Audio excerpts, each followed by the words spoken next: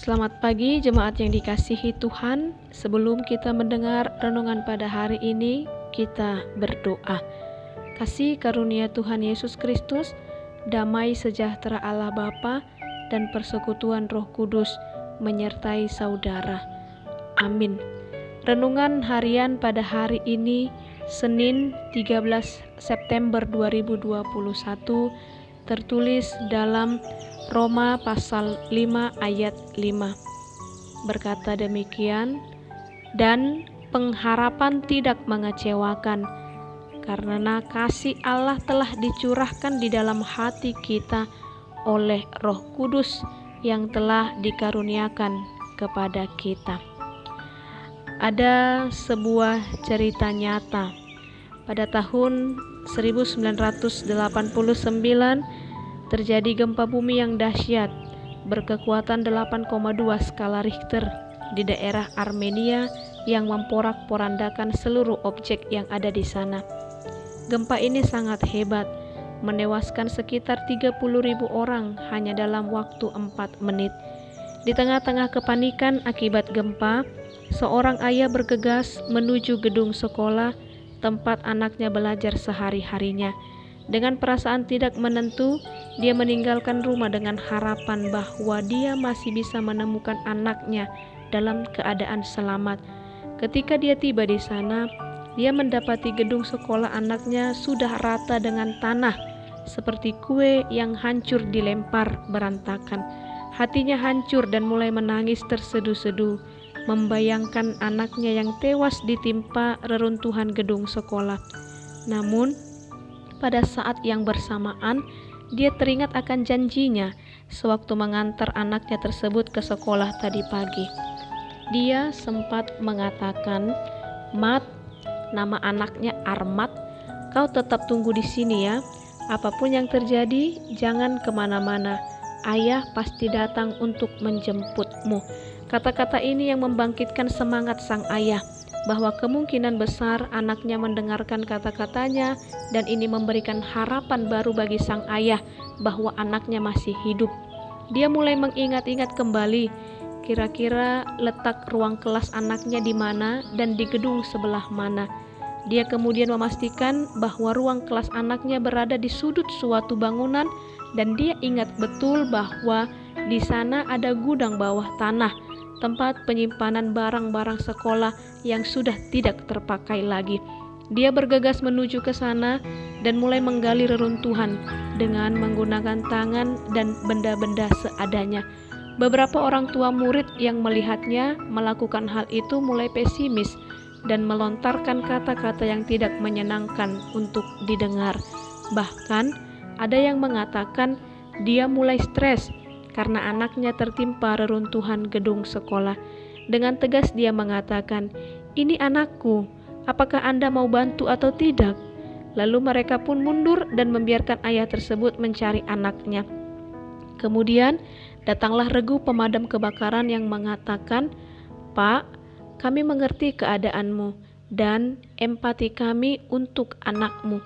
Namun, berdasarkan pengalaman kami selama ini, dalam kedahsyatan gempa sebesar ini, sudah dapat dipastikan tidak ada yang bakal selamat. Sudahlah, kembali ke rumahmu, biarlah kami yang akan menyelesaikannya."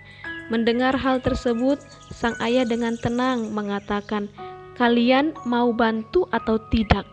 Lalu dia terus menggali kembali untuk mencari anaknya. Rupanya sudah ada beberapa orang tua murid yang melaporkan sang ayah ini kepada pihak kepolisian dan khawatir sang ayah mengalami gangguan kejiwaan. Polisi pun datang dan menemui sang ayah. "Jika Anda dalam keadaan marah dan sedih, mohon jangan dilanjutkan, Pak. Biar kami yang akan menangani. Ini wilayah kepolisian daerah ini. Pulanglah, biar kami antar Bapak ke rumah." Sang ayah dengan tegas mengatakan, "Sekali lagi, kalian mau bantu atau tidak?" Polisi pun mundur sambil mengawasi si pria ini dalam mencari anaknya. Sang ayah ini terus menggali sambil ingin memastikan bahwa anaknya masih hidup. Pengharapan inilah yang memberinya semangat terus-menerus untuk menarik dan mengangkat bongkahan-bongkahan reruntuhan bangunan.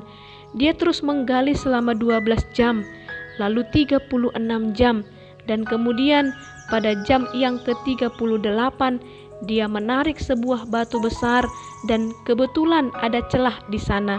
Lalu dia berteriak memanggil nama anaknya, "Armat!" Belum terdengar apa-apa. Lalu dia memanggil lagi nama anaknya sambil mengetok-ngetok pintu dan kayu yang ada di sana.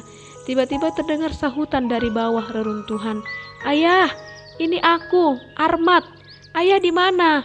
Mendengar jawaban itu, sang ayah semakin bersemangat menggali dan terus menggali hingga dia bisa melihat anaknya bersama dengan anak-anak yang lain dalam keadaan lemah dan ketakutan. "Apa yang terjadi di sana? Bagaimana keadaan kalian di bawah sana?" tanya sang ayah penuh semangat.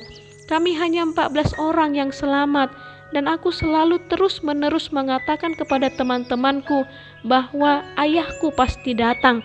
Ayahku pasti datang. Sekarang biarlah teman-temanku yang ayah selamatkan lebih dahulu.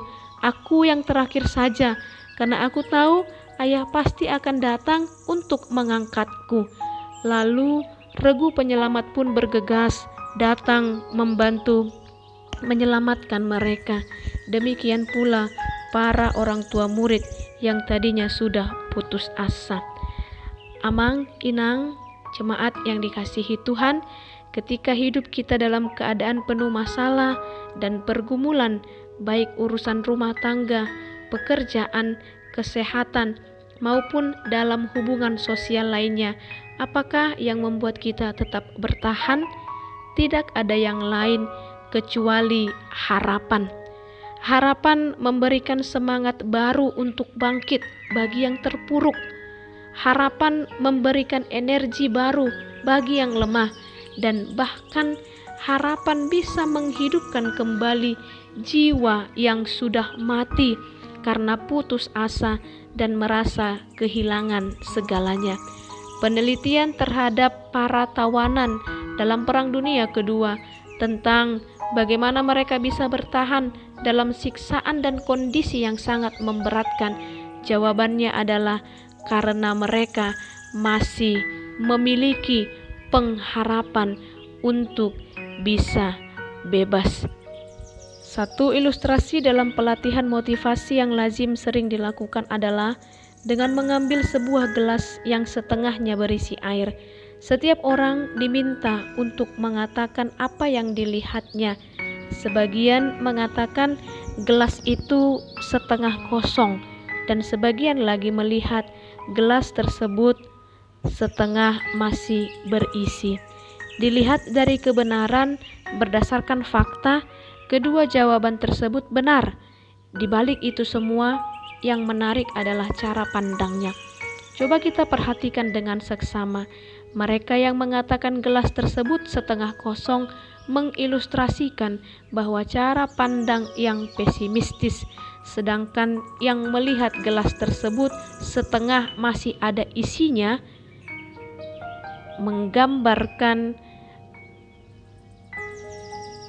mengilustrasikan cara pandang yang positif atau optimistis. Masih ada harapan di dalam gelas tersebut yang setengah berisi.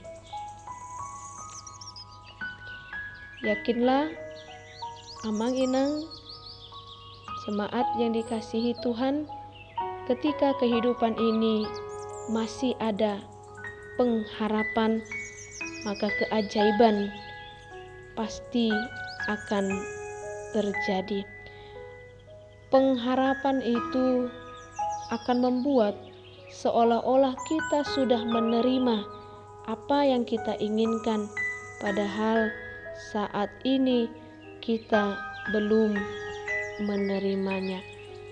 Roma 4 ayat 18 berkata, "Sebab sekalipun tidak ada dasar untuk berharap, namun Abraham berharap juga dan percaya." Tetaplah pelihara pengharapan di dalam kehidupan kita, sebab di mana ada pengharapan, maka di situ ada keajaiban. Amin. Tuhan memberkati aktivitas kita pada hari ini. Tuhan memberikan kesehatan kepada kita, dan Tuhan menjauhkan segala macam ragam penyakit dari kehidupan kita. Tuhan Yesus memberkati. Shalom.